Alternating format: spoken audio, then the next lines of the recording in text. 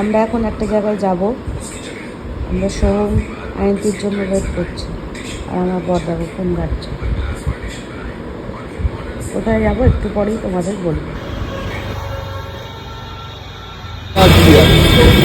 আমাদের সোহম কুমার আর ওর বউ না মিষ্টি নেবো।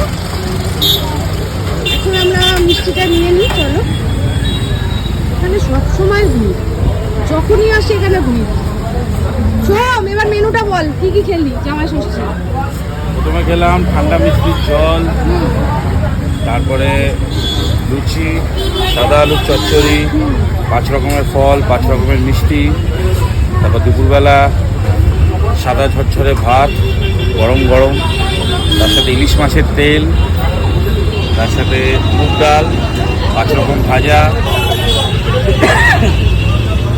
তার সাথে ভাপা ইলিশ, তার সাথে মটন কষা, আমার শ্বশুরমশাইয়ের হাতে স্পেশাল।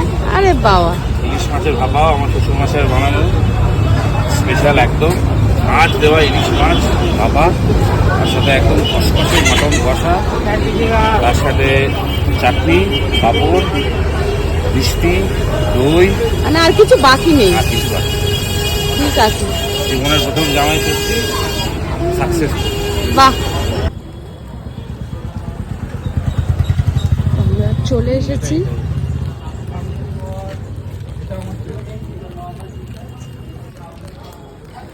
আমরা চলে এসেছি আমার বরের স্কুল ফ্রেন্ড স্নিগ্ধার বাড়িতে। আজকে ওদের বাড়ি লোকনাথ বাবার উৎসব, তো যেহেতু আজকে 19শে জ্যৈষ্ঠ বাবার তিরোধান দিবস, তাই জন্য সেই উপলক্ষে পুজো এখানে আয়োজন করা হয়েছে। তো সেখানেই এসেছি, খুব সুন্দর লাগছে দেখো জায়গাটা।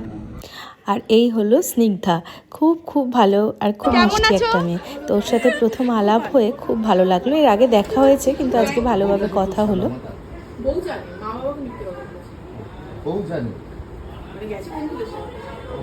আর এই যে ইনি হলেন স্নিগ্ধার বর প্রীতম দা। বেশিক্ষণ পাইনি, কারণ পুজো বাড়িতে বুঝতেই পারছো সবাই খুব ব্যস্ত। আর এখানে আমার এই বুদ্ধটাকে খুব মিষ্টি লেগেছে, তাই জন্য একটু ক্লিপ নিয়ে নিলাম। আর এখানে আয়ন্তীও চলে এসেছে, রাতও হয়ে গেছে বলে আমরা খেয়ে নিলাম। আর কি কি মেনুতে ছিল সেটা তো তোমরা দেখতেই পাচ্ছ। তো অনেক দিন পর সবার সঙ্গে একটু দেখা হলো, খুব ভালো লাগলো। আজকের দিনটা দারুণ কাটালাম। চলো টাটা, বাই বাই। এবার বাড়ি ফেরার পালা, টাটা।